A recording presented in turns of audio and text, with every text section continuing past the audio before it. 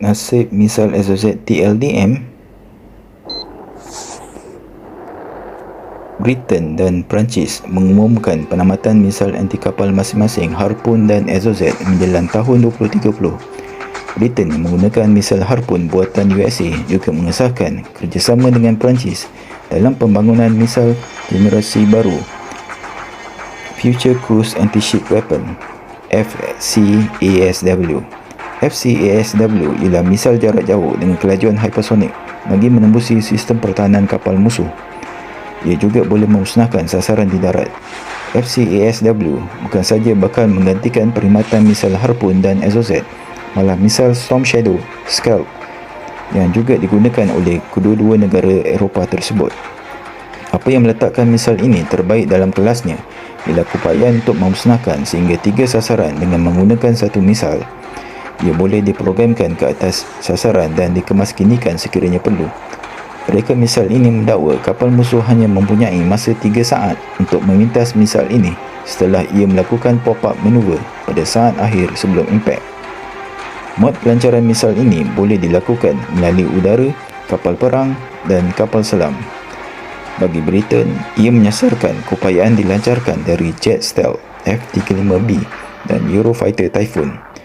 Sebagai maklumat tambahan, F-35B juga berupaya melancarkan misal anti-kapal stealth Naval Strike Missile NSM buatan firma Kongsberg. Fasa pengeluaran dijangka bermula pada tahun 2024 hingga 2030. Ia bertepatan dengan matlamat Perancis dan Britain yang akan mula menamatkan penggunaan misal SOZ dan Harpoon. Misal SOZ TLDM dan Harpoon TUDM. Tentera Laut Diraja Malaysia TLDM mula menggunakan misal SOZ MM38 dan MM40 pada kesemua kapal frigate, korvet dan penyerang laju FAC bermula pada sekitar tahun 70-an lagi. Sesuai dengan peredaran semasa, misal MM40 Blok 1 ditukar kepada Blok 2, manakala kapal sekalam Scorpion menggunakan misal SOZ SM39. Tentera Udara Diraja Malaysia menggunakan misal Harpoon pada jet penyerang FA-18D Hornet untuk misi maritim. TLDM juga pernah menggunakan misal automat pada kapal korvet kelas Laksmana, tetapi misal ini telah ditamatkan. Untuk 6 unit kapal LCS jenis frigate Gowind kelas Maharaja Lela yang dijangka siap bermula pada tahun 2025. Persenjataan utama ialah misal Naval Strike Missile NSM. Dengan pengumuman penamatan khidmat misal Harpoon dan SOZ di kesemua cabang tentera Britain dan Perancis, adakah ATM akan mengikut jejak langkah yang sama?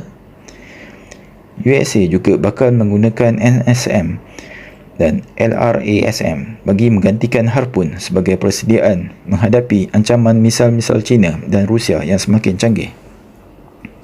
Sebagai pengguna terbesar, penamatan khidmat sudah pasti memberikan kesan kepada firma pengeluar untuk meneruskan pengeluaran. Satu hipotesis di Laut Cina Selatan di mana kapal pengangkut pesawat dan kapal pengiring yang terdiri daripada kapal frigate dan kapal pemusnah dari Comland menceroboh perairan negara. Kapal selam Scorpion TLDM melancarkan 2 misal FCASW yang berjaya melumpuhkan hampir kesemua kapal-kapal musuh tersebut dengan setiap misal berupaya berpecah pada 3 sasaran berasingan. Adakah TLDM mengekalkan satu jenis misal iaitu NSM Kongsberg? Bagaimana pula untuk misal kapal selam Scorpion? Dengan perkabaran positif, TUDM bakal membeli Hornet Kuwait bagi melengkapkan skuadron yang sedia ada. Apakah jenis misal anti kapal yang akan digunakan kelak dalam jangka masa panjang?